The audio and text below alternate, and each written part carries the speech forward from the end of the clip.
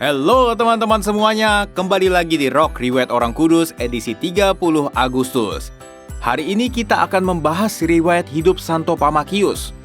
Oke, tanpa berlama-lama lagi, mari kita mulai.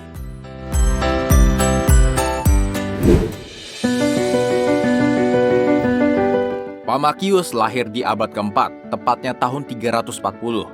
Ia adalah seorang anggota senat sekaligus laikus yang taat. Bisa dibilang, Pamakius hidup di keluarga yang menengah ke atas lah saat itu. Oh ya, tentang laikus. Laikus ini artinya adalah umat. Kalau umatnya lebih dari satu atau plural, sebutannya jadi laici. Jadi Pamakius ini bukan golongan presbiter atau imam ya guys. Kita melompat ke tahun 385.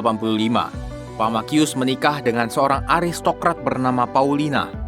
Paulina sendiri adalah putri kedua dari Santa Paula, yang adalah sahabat sekaligus murid dari Santo Hieronymus.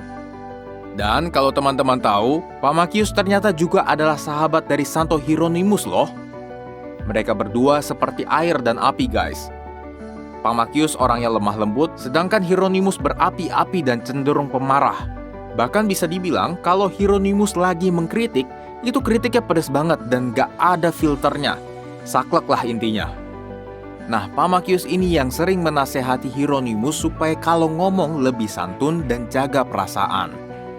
Kira-kira teman-teman bingung nggak? Kok Pamakius bisa sahabatan sama sahabat mertuanya?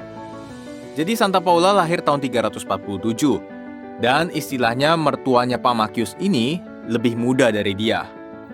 Loh, kok bisa? Ada beberapa faktor. Pertama, Santa Paula menikah di umur 16 tahun. Dan kedua, Santo Pamakius sendiri menikah di umur 45 tahun. Jadi memang jarak umur Santo Pamakius dan istrinya juga cukup jauh. Singkat cerita, mereka hidup dalam perkawinan selama 12 tahun. Tahun 397, Paulina meninggal dunia saat melahirkan putranya.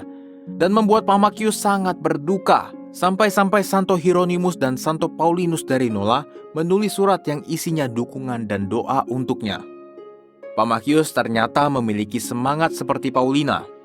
Saat pemakaman istrinya, ia mengundang orang-orang miskin dan lapar dalam perjamuan besar. Wah, keren ya. Padahal kan itu masih suasana berduka loh. Beberapa waktu setelah kematian istrinya, ia kemudian bersama Santa Fabiola membuat rumah perawatan bagi mereka yang miskin, sakit, dan cacat di daerah Porto sampai ia wafat tahun 410. Saat ini rumah Santo Pamakius di Roma telah menjadi gereja biara pasionis Santo Yohanes dan Paulus. Teman-teman, kita bisa belajar dari Santo Pamakius tentang kepedulian terhadap sesama loh.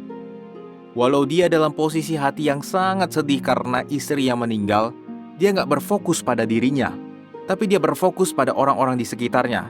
Dan ini membuat dia berbuat kasih dan menghadirkan Allah untuk sesamanya.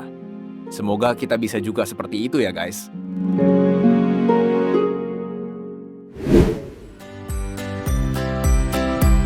Oke, jadi riwayat hidup Santo Pamakius sampai di sini aja.